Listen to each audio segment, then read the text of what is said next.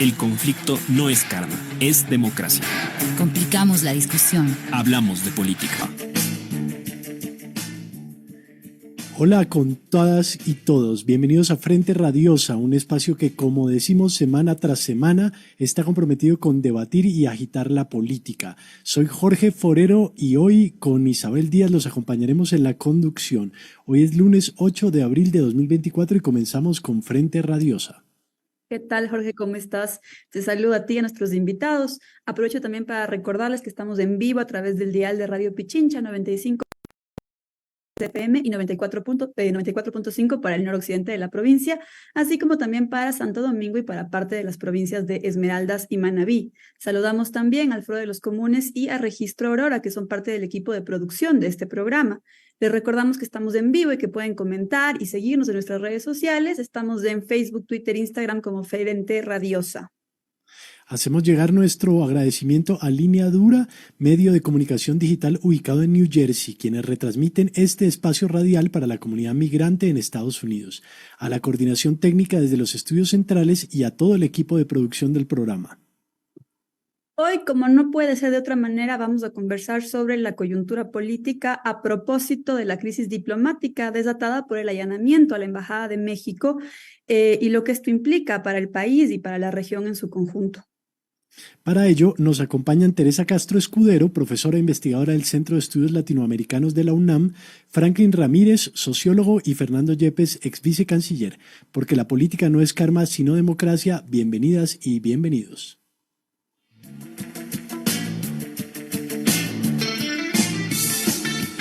Política de frente, porque la política es cambio y conflicto. Radio Pichincha.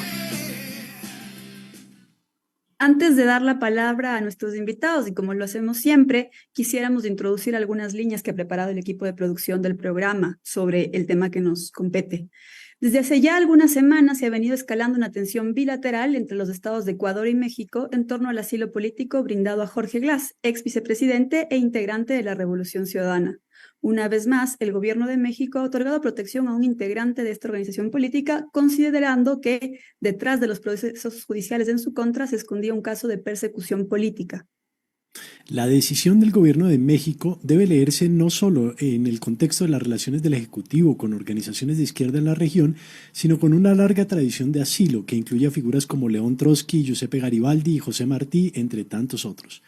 El vínculo de dicha figura con la identidad nacional mexicana ayuda a entender en buena medida el rechazo generalizado en este país a la decisión del gobierno de Noboa de invadir la sede diplomática en una abierta e inédita contradicción con el orden jurídico internacional. Así es. El rechazo internacional ha sido notable, agrupando a gobiernos de tinte político variado. Desde la opinión pública se ha resaltado el carácter inédito de la medida, que viola principios internacionales respetados hasta por las dictaduras más brutales de América Latina. Es así como este impasse deja de ser atribuible tan solo a la falta de experiencia de un gobierno de pasantes, sin oficio, como diría hoy el presidente Andrés Manuel López Obrador, y se convierte más bien en un nuevo síntoma de la deriva autoritaria de Noboa, el bananero, por así decirlo. En efecto, las últimas semanas han mostrado la brutal represión a las organizaciones sociales que se oponen a la ofensiva minera del gobierno de Noboa, que corre paralela a una renovada campaña de estigmatización de la oposición política señalada desde el Ejecutivo de manera infundada como narcoterrorista. La figura conciliadora, técnica y ecuánime del candidato Noboa empieza poco a poco a ser reemplazada por la del tiranillo caprichoso, volátil e impredecible. En este contexto nos preguntamos entonces cómo entender esta violación a los acuerdos internacionales en el más amplio contexto del ciclo de transición abierto desde la victoria de Noboa apenas el año pasado. ¿Qué implica de manera más amplia para la vida política del Ecuador y de la región? ¿Qué consecuencias se avisoran para el país como resultado de esta violación? Sobre esto y otros temas hablamos esta tarde en Frente Radiosa. Bienvenidos y bienvenidas. Jorge, tienes la palabra. Muy bien, bueno, empecemos con el embajador Yepes, bienvenido aquí a nuestro programa. Varias autoridades mexicanas han sostenido que el gobierno ecuatoriano no alcanza a dimensionar la gravedad de sus actos. Como miembro en retiro, creo, del uso del servicio exterior, ¿cuál es su lectura sobre lo ocurrido? ¿Qué implica para el Ecuador que el Ecuador haya allanado la Embajada de México? ¿Hay precedentes de acciones como esta? Muy buenas tardes a todos y todas. Mil gracias, Jorge, Isabel, por la gentil invitación. Saludo a los compañeros. Realmente no tiene precedente lo que ha ocurrido en el Ecuador. Este es un acto de barbarie contrario a todo el ordenamiento jurídico internacional, contrario a la tradición jurídica del Ecuador, contrario a la política internacional del Ecuador como país de asilo y de refugio, defensor y promotor de los derechos humanos. La condena internacional que ha habido a los actos perpetrados por el gobierno del presidente Noboa es muy clara, significativa y decidora. En México, la reacción ha sido unánime a favor de la posición del presidente López Obrador, de un apoyo total a la defensa de su soberanía y de su dignidad. A pesar de que México está en un proceso electoral, los distintos partidos políticos, la academia y naturalmente toda la sociedad civil mexicana se ha manifestado en ese sentido. Realmente es una pena y una vergüenza para el Ecuador lo que ha acontecido. No hay justificación alguna que pueda utilizarse para justificar esta barbaridad cometida. Muchísimas gracias por estas primeras palabras. Teresa, te doy la bienvenida y quisiera preguntarte cómo se leen estos acontecimientos desde México. Y además aprovecho para consultarte qué significado tiene para México y para la historia de la región latinoamericana el asilo político. Bienvenida. Gracias, buenas tardes a todos. Muchas gracias por la invitación. Estamos, digamos, consternados por esta situación. México no esperábamos era tan inaudito pensar en un asalto de esa naturaleza, un asalto criminal, violento, como no se había dado, que nos tomó por sorpresa. Yo creo que México se ha destacado precisamente por hacer del respeto al asilo, a la política de asilo, una de sus principales, digamos, cartas de presentación ante la comunidad internacional. Son dos instituciones, nuestras democracias tan vulnerables, tan atacadas, etcétera, siempre han buscado generar espacios de fortalecimiento de la institucionalidad vigente, y desde luego que uno de los elementos fundamentales es la inviolabilidad de los espacios y de los recintos que representan al país, como son las embajadas, porque son la única norma de convivencia que tenemos para la resolución de nuestros conflictos, para, si existe un conflicto, buscar la solución, o sea, que exista el diálogo, que exista la posibilidad de negociación.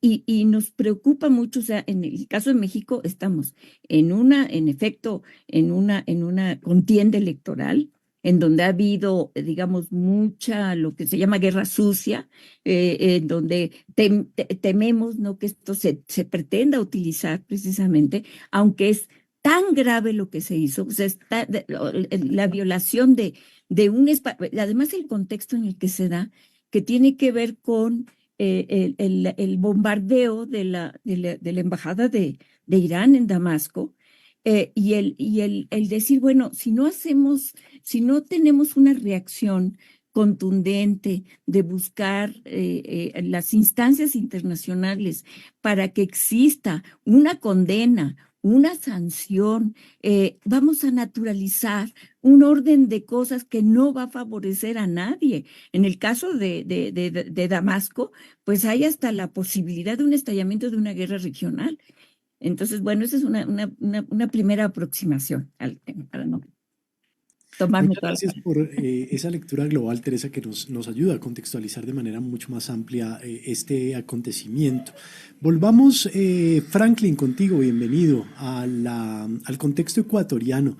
¿Cómo leer esta decisión del gobierno de Noboa de violar la soberanía territorial del Estado de México que cobija su sede diplomática? ¿Es esta una estrategia electoral? ¿Es efecto de una irreflexión, de una improvisación, o es parte de una más amplia deriva autoritaria? Buenas tardes, con todas, gracias por la invitación. Yo en primer lugar enfatizaría este hecho de que lo que sucedió el viernes pasado es un atentado gravísimo a un derecho fundamental disputado por los pueblos, como es el derecho de asilo, y al mismo tiempo es una violación bárbara a la soberanía mexicana.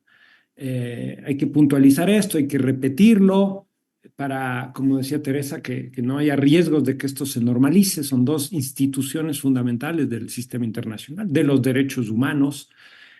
Pero al mismo tiempo habría que remarcar que esta violación, esto que sucedió en el contexto internacional, en el contexto de unas derechas radicalizadas y desbocadas a nivel global, como hace sintonía lo que sucedió con esa radicalización, ¿no? Con esas señales de que estamos en un punto donde el juego es de pura fuerza y donde no hay límites éticos, normativos, legales en los que podamos convivir de un modo más o menos armonioso.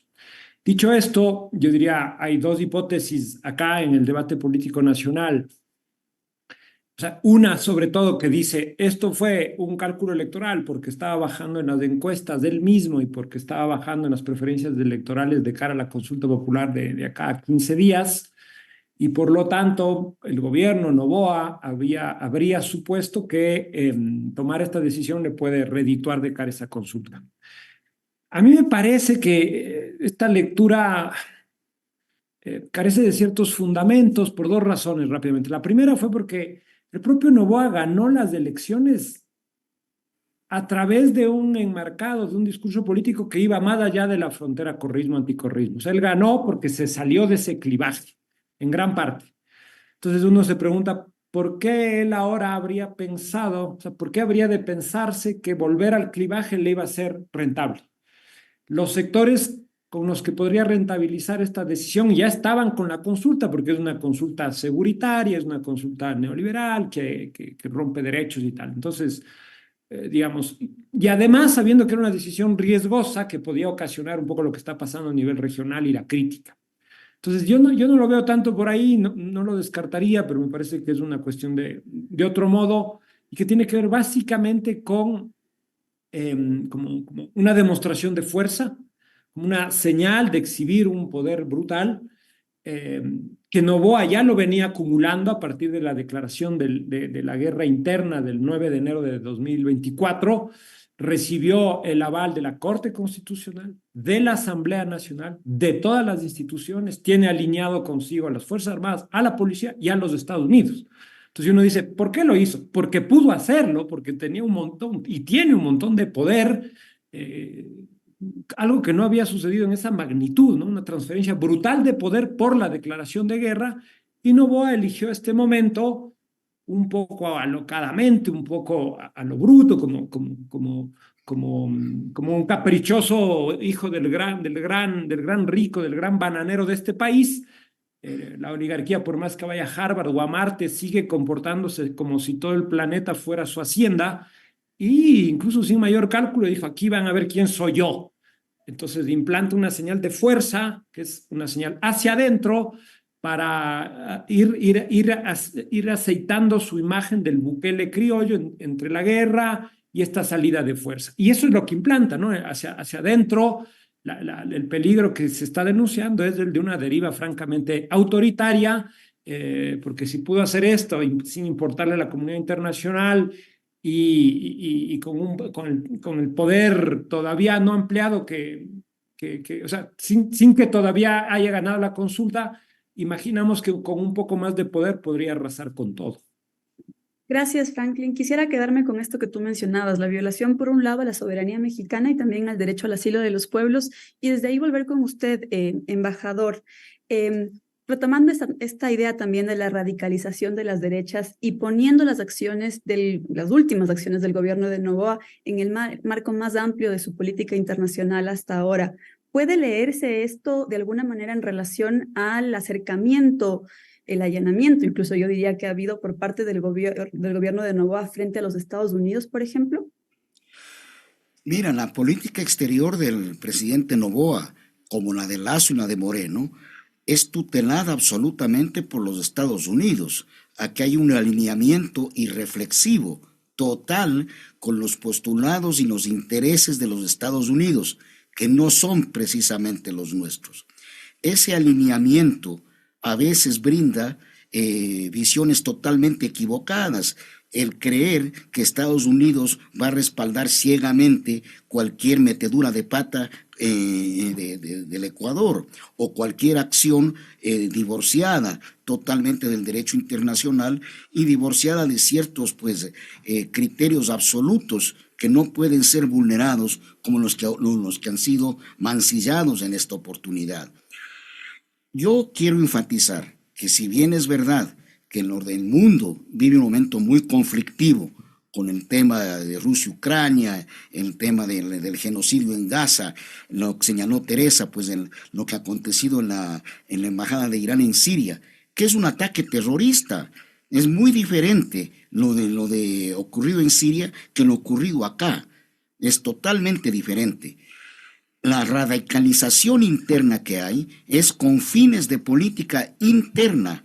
Acá no hay un fin de política exterior, aquí no hay un afán expansionista, no hay una política hegemónica, no hay la defensa de intereses externos. Acá lo que hay es la profundización de un modelo de desarrollo que va tomando cada vez un giro más autoritario para consolidar un neoliberalismo a ultranza.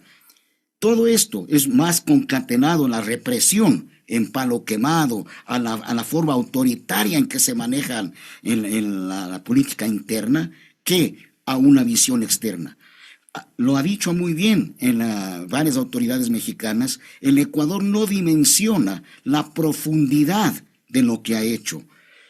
Aquello de pretender ignorar la comunidad internacional, porque yo soy un gran cacao, un gran bananero, digamos, no, porque soy el más rico del Ecuador, es un error absoluto. Producto también, no solo de la prepotencia del neoliberalismo, sino de los cuadros tan improvisados, tan faltos de oficio, tan carentes de experiencia diplomática como para manejar y dimensionar una barbaridad como la que han cometido. Alguien con un poco de análisis crítico, con un poco de reflexión, con un poco de experiencia, jamás hubiera dado lugar a lo que ha acontecido. Y ya vemos que en la Cancillería, a pesar de que los funcionarios de carrera están totalmente postergados, que poco o nada opinan, ya hay reacciones de dignidad. La vicecanciller Isabel Albornoz ha renunciado porque simplemente lo que ha ocurrido es insoportable, injustificable e increíble y tremendamente nocivo para el país. No se dimensiona la gravedad de lo que ha acontecido y las consecuencias para el país. Las condenas unánimes en la región, en el mundo, tan diversas como Estados Unidos, Unión Europea y toda la región latinoamericana, Rusia, el Caribe, indican claramente el rechazo y la condena que hay hacia lo acontecido. Esto no se puede ignorar. Esto tiene consecuencias que se manifiestan de distinta manera. Hay gente que erróneamente cree que va a haber una sanción como si fuera una multa, una cosa por el estilo. No, acá las sanciones se dan en toda la dinámica internacional y en la inserción misma del país, que pasa a ser una suerte de paria en la comunidad internacional al haber hecho tabla rasa de los principios fundamentales de la convivencia pacífica entre las naciones y de normas fundamentales para el funcionamiento de la comunidad internacional. Muchas gracias, embajador. Volviendo a este tema del rol que cumple el neoliberalismo autoritario en este evento en particular y poniéndolo en el contexto regional más amplio de la disputa entre el proyecto neoliberal radicalizado y las fuerzas progresistas en América Latina, quisiera ir contigo, Teresa. A lo largo de las últimas décadas hay distintos espacios, tanto institucionales como no institucionales, que han dibujado el clivaje regional derecha-izquierda en América Latina. ¿Qué pasa en esta coyuntura con estos alineamientos políticos regionales? ¿Qué está pasando con el Grupo de Lima, el de Puebla, los ataques de la derecha a la UNASUR? ¿Qué podemos decir de esta dinámica de integración tanto de las fuerzas políticas de izquierda como la derecha en América Latina? Bueno, justo yo creo que uno de los elementos que me parece muy preocupante es que en el pasado muy reciente como que era más claro el desplazamiento regional hacia la izquierda, hacia la derecha, entonces se pintaba de rojo, se pintaba de azul, etcétera, ¿no? Pero ahora hay, digamos, una confusión en cuanto hay una dificultad en definir esos espacios, en definir las tendencias, incluso los mapas que dicen, bueno, este es un gobierno de derecha, bueno, pero será de derecha. Es muy complicada la situación. Creo que empezó con el ascenso después del primer progresismo, por decirle así, genéricamente, ¿no? Que es un tema que preocupa, decir, bueno, ¿qué pasó? ¿Por qué no se pudieron sostener una serie de cambios tan importantes que se habían dado, etcétera, ¿no?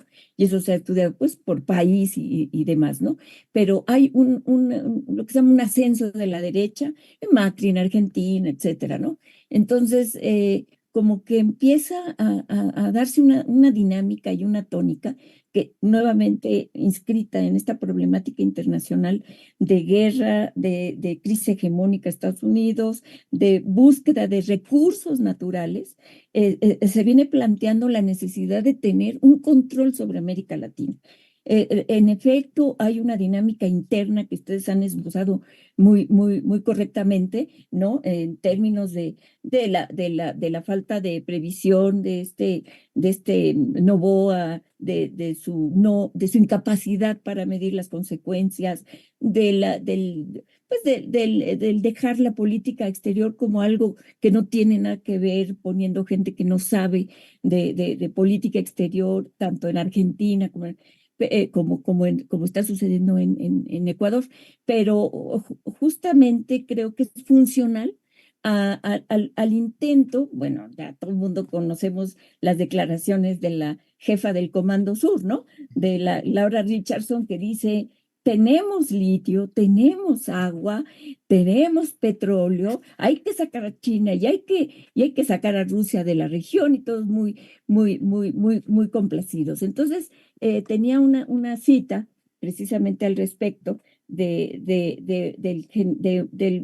uno de los del Comando Sur, del Comando Norte, hablando de que, digamos, esta crisis hablando, bueno, obviamente, para referirme a un trayecto en esta dirección, es desde luego el asentamiento del neoliberalismo, el ir desmantelando el Estado, o sea, todo este proceso de desmantelamiento del Estado que se da de una manera brutalmente rápida con la llegada de Lenín Moreno, a tal punto que la crisis que se vive, que nos recuerda mucho la guerra contra el narcotráfico en México, ¿no? Cuando se empieza a articular esa guerra contra el narcotráfico por precisamente la incapacidad del Estado de tener control sobre su superficie, bueno, cómo se desmanteló todo lo que garantizaba cierto control de las aduanas, de las cárceles, etcétera, ¿no? Y entonces estamos viviendo pero entonces ese modelo hace vulnerable a los países,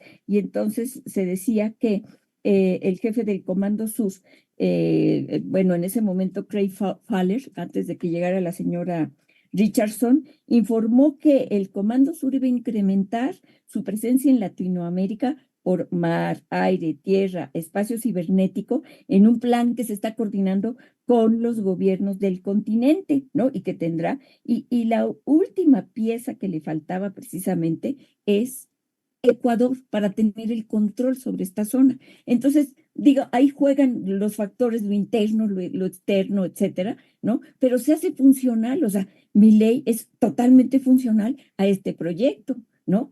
Entonces, creo que son los dos ejes, o sea, el asentamiento del modelo neoliberal y la necesidad de control y la militarización, esa relación que se quiere volver a instaurar militar a militar con América Latina, ¿no? Muchas gracias, Teresa. Franklin, aprovecho para hacerte la misma pregunta, ¿no? Sobre este reacomodo de las fuerzas de izquierda a derecha a nivel regional, pero también para pedirte tus reacciones respecto a estas declaraciones que hacía Raquel Serur, la ex embajadora de México ante Ecuador, a su retorno. Disculpa. Ella. Disculpa que te interrumpa. Tenemos que hacer una pausa por un tema técnico aquí y volvemos en un par de minutos con la pregunta que le estabas formulando a Franklin. De acuerdo.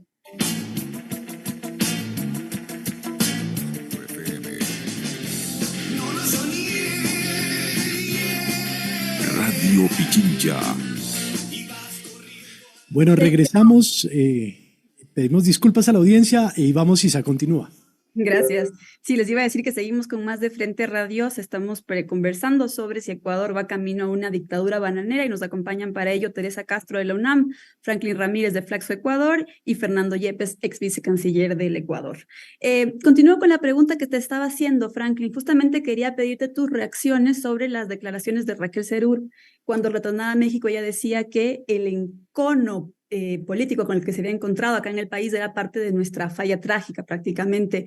¿Qué reflexiones te merece aquello, más aún cuando nos encontramos en un contexto de conflicto interno no armado, conflicto interno armado, perdón, en el que evidentemente hay un despliegue de fuerzas? ¿Qué significa esto para la vida política en el país? Y también, sabiendo que te tienes que ir un poco antes, aprovecho para adelantarte otra pregunta en torno a las últimas declaraciones de la Revolución Ciudadana, que ya ha dicho que se vuelve una oposición abierta, radical, si se quiere, al gobierno de Noboa. ¿Qué supone esto para la reconfiguración del tablero político?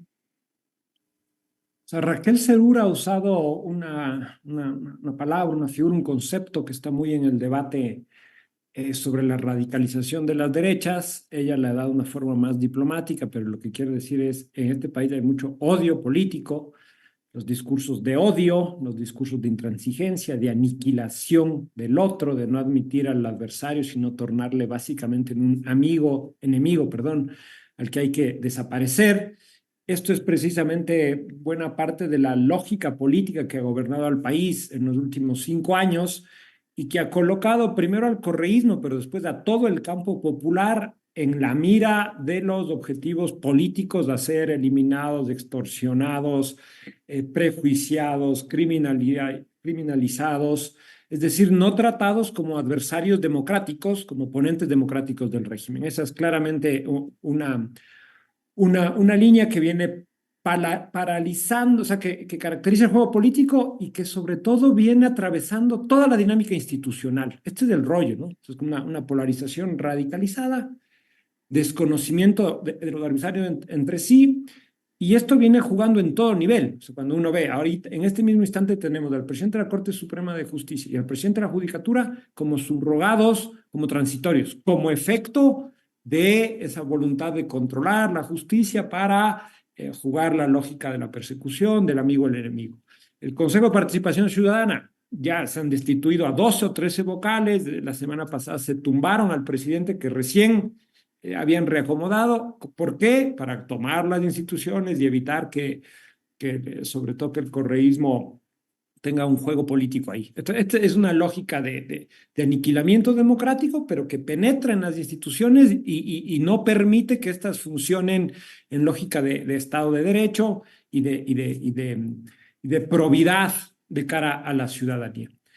Pero al mismo tiempo yo diría que esa administración del odio sí tiene una cierta racionalidad política y que también ha permeado en los últimos años la lógica institucional. Y yo creo que aquí hay otra razón de lo que sucedió el viernes.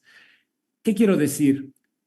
Jorge Glass en particular viene siendo una suerte de rehén político con el cual primero Moreno, pero sobre todo Lasso y ahora Noboa abren frentes de negociación con la Revolución Ciudadana. Entonces ves como tener a Lasso, está secuestrado políticamente, pero tenerlo permite, ha abierto frentes de negociación con la Revolución Ciudadana. Esto hay que rescatarlo porque hasta hace 3 días la Revolución Ciudadana era aliada de Noboa en el legislativo. Le ha dado votaciones a su favor, desde la votación del IVA, muy controvertida y rechazada, hasta el propio reconocimiento del decreto 111, donde se declara el conflicto armado interno. O sea, si de algún modo Noboa tiene poder y ha podido hacer lo que ha hecho, también ha pasado por esos acuerdos en la Asamblea, donde él, sin el correísmo, sin el Partido Social Cristiano, no tendría la fuerza que tiene. Entonces ha sido un punto de apoyo para todo lo demás.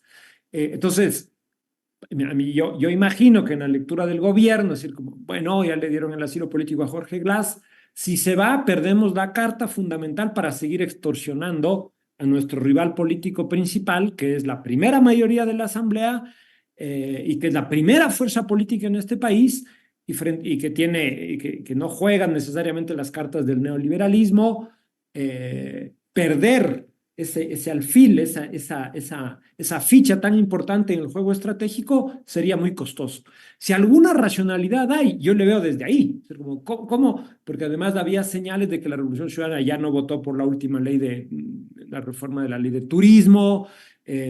Habían empezado a ver que Noboa subió el tono frente a la Revolución Ciudadana, que esa alianza estaba al borde de la ruptura y que de algún modo con esto le vuelven a tomar a la Revolución Ciudadana para forzarle al diálogo político.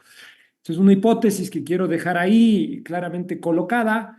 De todos modos, la Revolución Ciudadana ya ha dicho, fíjense bien, no estaba diciendo nada sobre la consulta, solo estaba golpeando a la pregunta sobre las horas de trabajo y a la pregunta sobre los acuerdos de inversión extranjera, el CIADI y todo eso. Ahora ya dijo 11 veces no, y claramente lo que sucedió el viernes politizó radicalmente a la consulta, que estaba ahí medio moviéndose en lógica de perfil bajo para satisfacción del gobierno. Y lo último que voy a decir, un poco en la lógica de lo que afirmaba Teresa y este problema del eje izquierda-derecha, es lo siguiente.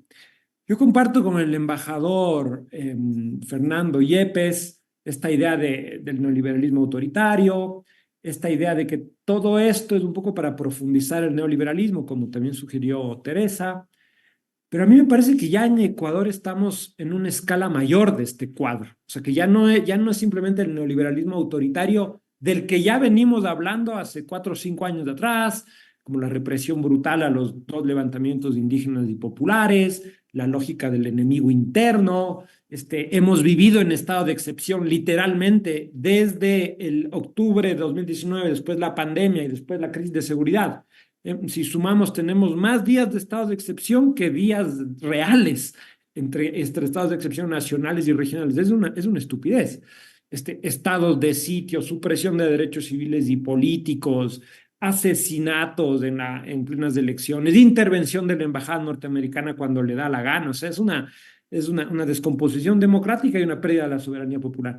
Pero ahora, y con esto cierro, en el marco del decreto 111, de una serie de acuerdos que firmó Lasso con los Estados Unidos y los eventuales resultados favorables a la consulta popular de aquí a 2 semanas que tienen como interés ya no solo la militarización del orden político, que esa es la pregunta número 1. ¿Usted está de acuerdo en militarizar de modo permanente, sin estado de excepción? Esto nos están preguntando. Pero cuando uno lee bien el anexo, en esa pregunta lo que está es exactamente o prácticamente calcado el decreto 111 y colocado en los anexos. ¿Qué significa esto? Que de algún modo se está constitucionalizando la guerra interna. O sea, ya no solo es un problema de militarizar la seguridad pública, sino de constitucionalizar la guerra, porque en esos anexos dice que los militares van a poder intervenir durante 7 meses, 6 meses más 1 más, van a poder intervenir en puertos, en control de minería, ya lo hicieron hace unas semanas, en zonas estratégicas, en todo. Entonces se está configurando un orden social y político, que ya no es simplemente el problema del neoliberalismo, sino que ya es un orden político que está calibrado en una lógica de la violencia pura del capital y con una guardia pretoriana permanente de las élites que van a gobernar el país. Entonces esto ya es un capitalismo de guerra, o una guerra al servicio del capital y de las élites, ya no solo del esquema ya insoportable que ha venido siendo para nosotros el neoliberalismo autoritario.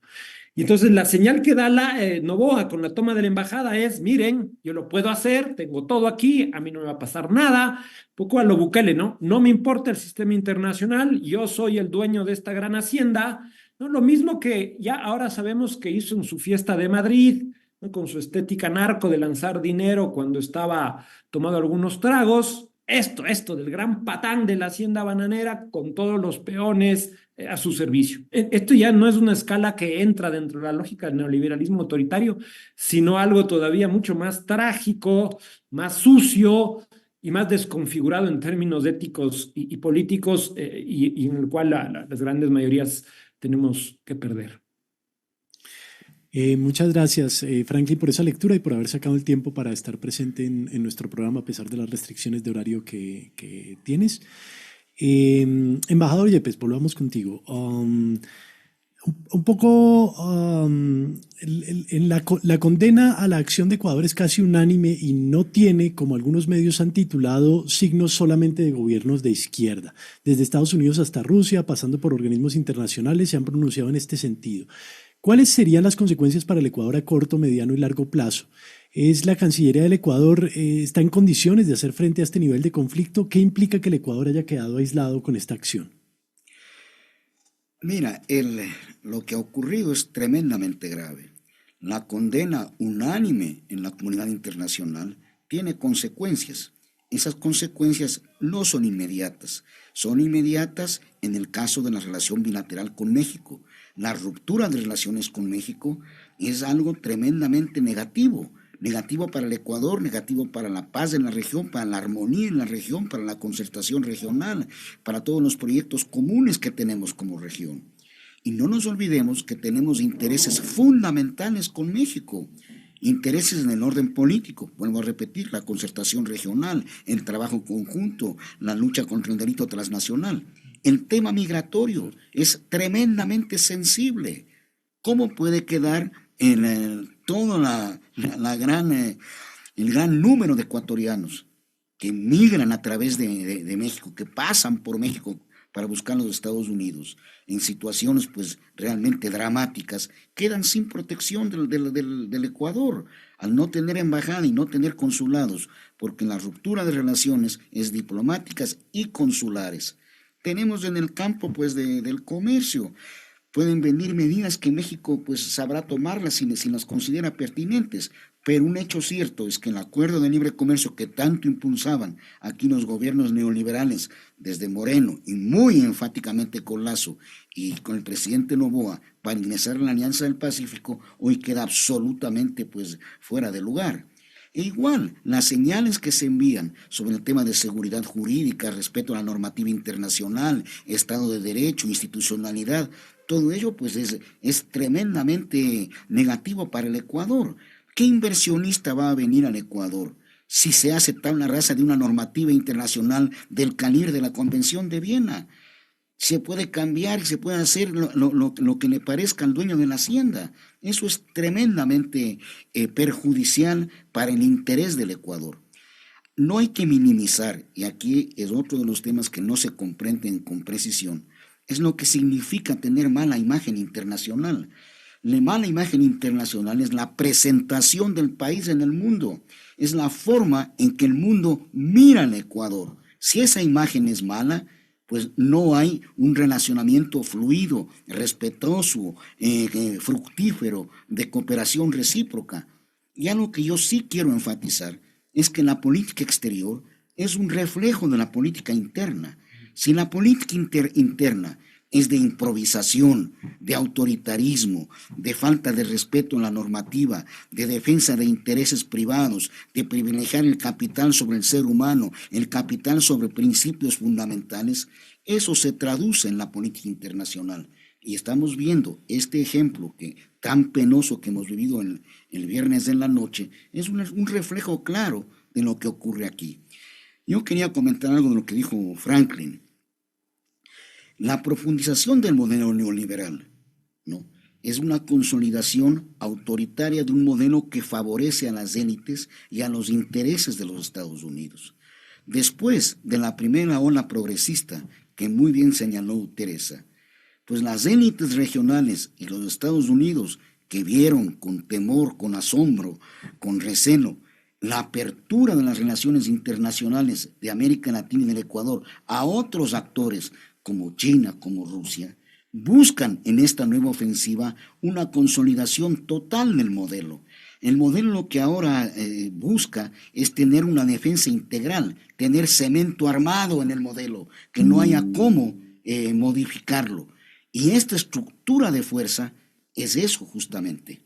El alineamiento en la lucha contra las drogas, que pues es tan manipulada aquí con el tema de la violencia y la inseguridad, nosotros tomamos una receta fracasada. En la Asamblea de las Naciones Unidas, los presidentes López Obrador y Petro declararon como fallida esa estrategia, como totalmente ineficiente. Y el mismo día, el presidente Lasso pidió un plan Ecuador. ¿Qué fue lo que hizo?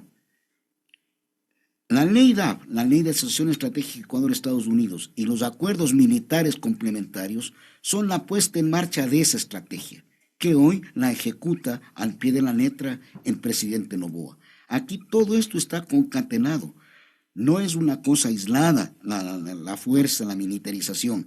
Es en la etapa final para consolidar y defender ese modelo que favorece únicamente a las élites nacionales, a los intereses corporativos transnacionales y, de manera global y geoestratégica, la consolidación hegemónica en Estados Unidos en una región que en algún momento empezó a perder ese control. Muchas gracias, embajador. Creo que son términos fuertes, ¿no? Esto del paso del neoliberalismo autoritario a una guerra al servicio del capital. Y a propósito de eso, darte la palabra, Teresa, y preguntarte si es que de alguna manera te despiertan memorias de lo que ya ha ocurrido en México. Y también aprovechando que nos acercamos al final del programa, preguntarte ¿cómo lees tú o qué es lo que se esperaría desde el concierto de naciones a nivel regional? ¿Cómo deben alinearse frente a esto que ocurre en Ecuador, que ustedes mismos han dicho no es un caso aislado? ¿Cuál es el rol simbólico, pero no solo, que puede tener en este último tramo la presidencia de Andrés Manuel López Obrador a nivel regional en este sentido? Bueno, es un gran tema. Antes quería externar mi preocupación por la suerte de Jorge Glass, que escuché hace un momento que estaba en estado de coma. Y bueno, eso se advirtió también el encargado de negocios, Canseco, ¿no? que dijo, temo por su vida, ¿no? Entonces, que estaba intoxicado con una dosis muy alta. ¿Qué hora se pudo haber tomado una dosis muy alta cuando se lo llevaron de esa manera? En fin, eso nada más quería externar esa preocupación. Digamos, con respecto a esta situación, yo creo que lamentamos, digamos, mucho cuando vino la pandemia, o sea, como después del ascenso de la derecha, de esta nueva ola de derecha que va, o esta ola de derecha, luego viene otra, en fin, esta ola de derecha, empezaron a romperse todos los puentes que se habían empezado a trabajar entre los países latinoamericanos, ¿no? Es tan necesario, tenemos tantos problemas en común, la migración, incluso la lucha de drogas, etcétera, una serie de acuerdos que tendríamos que tomar. Y justo se rompieron todos los puentes durante la pandemia. Cada quien cerró su puerta. Los migrantes quedaron en la tierra de nadie. Y ni siquiera, digamos, la mortandad que hubo en algunos de nuestros países por falta de políticas, ¿no? Conjuntas. O sea, son políticas. Nosotros, digamos, yo creo que Petro, López Obrador han recogido digamos, este sentimiento, esta necesidad de que América Latina sea una zona de paz, no de guerra, que ni nos lleven a la guerra, ni nos metan, bueno, de por sí que tenemos bases militares por todos lados, ¿no? Pero que no nos metan a la guerra, no nos lleven a la guerra. Entonces, claro que eso, digamos, como que sea, la semana pasada decía yo, bueno, ¿qué pasa? Todos estaban contra todos, los llamados presidentes progresistas. Estaba Petro contra Maduro, pero también Lula, pero también. Entonces, decía, no, eso no puede ser, ¿no?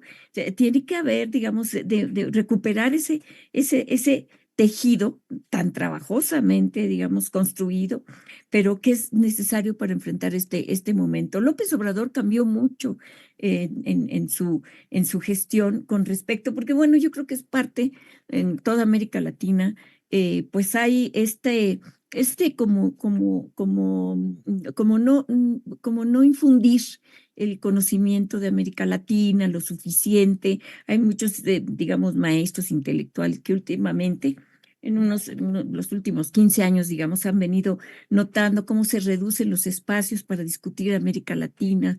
En la universidad misma nosotros los resentimos. Entonces eso afecta, desde luego, nos afecta como nación, como, digamos, porque estamos en México, siempre se manejó las élites de panistas, priistas, etcétera, que había que mirar solo hacia el norte, ¿no? No al sur, ¿no? Entonces creo que López Obrador fue, digamos, incorporando una política exterior, digamos, de manera pragmática, digamos, ¿no? Fue incorporando la necesidad de, sí, retomar ese camino hacia el sur. Nosotros esperamos bueno, pensamos que Claudia Sheinbaum va a ser la próxima presidenta, a menos que pasara no sé qué cosa, pero que ella retome esa línea, ¿no? Que retome ese esfuerzo que empezó a construir López Obrador, que hay varios momentos, ¿no? De búsqueda de recuperar esa unidad latinoamericana, ¿no? Y yo espero y todos aquí esperamos que se pueda, digamos, seguir adelante con esa política, ¿no? Desarrollarla más, fortalecerla más. Muchas gracias, Teresa. Embajador, otra pregunta relacionada con las posibles implicaciones de este hecho que hemos vivido en los últimos días. ¿Qué se puede esperar de la CELAC y la OEA, que son como los pocos organismos regionales que nos quedan luego de la crisis de la UNASUR en este contexto? Muy bien. Yo quisiera acotar, para luego contestar directamente a tu pregunta, algo de lo que muy bien puntualizó Teresa. Uno de los puntos esenciales de la agenda de los gobiernos de derecha, los gobiernos neoliberales, de los de la restauración conservadora a partir del año 2017, fue la destrucción de la integración regional, la destrucción de UNASUR, la paralización de CELAC, que justamente cuando viene la pandemia ya estaban paralizados. Uno de los puntos más tristes es que América Latina, si hubiera tenido los procesos de integración, hubiera podido responder muchísimo mejor a la pandemia. Toda esta estrategia renovada del Plan Ecuador, todo ello, se contrapone a lo que se estaba trabajando en UNASUR. En el Consejo de Defensa se buscaban políticas de seguridad acordes con nuestra realidad, nuestras prioridades y nuestras necesidades, no recetas diseñadas en otro país acorde con sus visiones. ¿Qué podemos esperar ahora de CELAC y de la OEA? Yo creo que los pronunciamientos que ya se han dado de prácticamente todos los miembros de CELAC y de la OEA anticipan que habrá una condena muy fuerte para el Ecuador. Una condena que evidentemente tiene un significado profundo.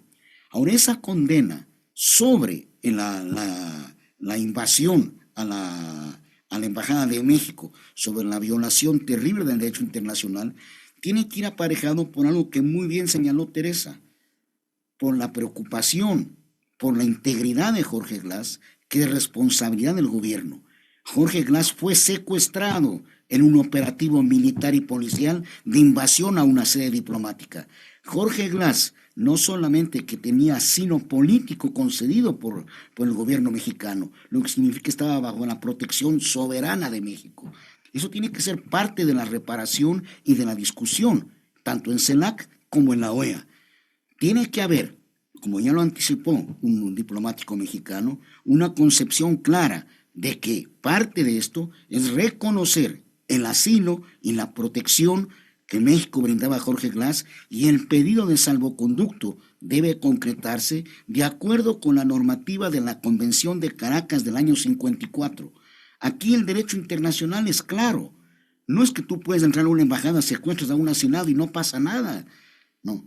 Tiene que haber además cierta coherencia, seriedad en las acciones de un Estado. La política exterior de un país es respetable y respetada cuando es seria, coherente y acorde con los principios que regulan la convivencia internacional. Cuando de eso se hace tabla rasa, pues pasamos a ser parias de la comunidad internacional. En CELAC y en la OEA vamos a ver la repetición de estas condenas con un desarrollo mucho mayor, porque una cosa es sacar un comunicado de 8 líneas y otra cosa es un debate entre embajadores, cancilleres. Es muy importante lo que ocurrirá en CELAC y en la OEA. Muchísimas gracias. A propósito de esto que mencionaba Teresa al final de su última intervención, cuando decía, bueno, Claudia Sheinbaum va a ganar a menos de que pase algo mayor, nada más situar que justamente en torno a ese tipo de reflexiones fue que AMLO, el presidente de México, el jueves pasado, hizo la reflexión sobre lo que había ocurrido en Ecuador, ¿no? Sobre el asesinato del candidato Fernando Villavicencio y los impactos que aquello tuvo en las elecciones presidenciales de Ecuador, justamente en aras de frenar el odio. Tomemos en cuenta que acá en México también se asesinó a una candidata de Morena, y para contener ese odio al que hacía alusión Franklin, me parece, es que él hizo reflexión sobre la necesidad de bajar los ánimos y de siempre dar privilegio a la política en el mejor de los sentidos, ¿no? Entonces creo que eso hay que situarlo porque a veces se tergiversa, y finalmente eso fue algo que de alguna manera, no sé si ayudó, pero encauzó el conflicto, y bueno, bajo ninguna circunstancia justifica lo que se ha hecho desde el gobierno de Ecuador, tal como hemos mencionado aquí en el programa, pero me parecía que valía la pena traerlo a colación. En todo caso, les agradezco a Teresa Castro de la UNAM, Fernando Yepes, ex vicecanciller del Ecuador, y Franklin Ramírez de Flaxo Ecuador por habernos acompañado esta tarde. Con eso llegamos al final de Frente Radiosa, un espacio que, como le decimos siempre, está comprometido con debatir y agitar la política. Nos vemos el próximo lunes. Gracias. Muchas gracias. Gracias.